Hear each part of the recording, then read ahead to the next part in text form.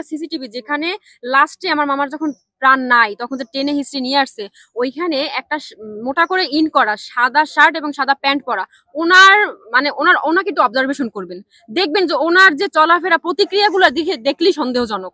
ঠিক আছে, ওনাকে একটু দ্রুত আইনের আওতায় আনা হোক, তাহলে ওনার কাছ থেকে অনেকটা আপনারা কি অনেক তথ্য বের করতে পারবেন।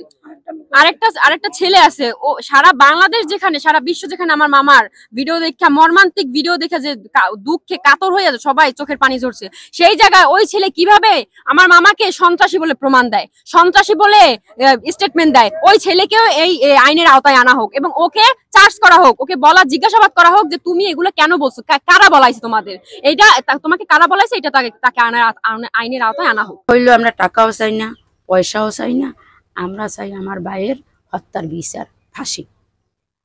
বই নেই, কোনো ভাই হারা না হয়, কোনো স্ত্রী স্বামী হারা না হয়, কোনো সন্তান বাপ হারা হয় না হয়, এইটার বিচার চাই দ্রুতভাবে,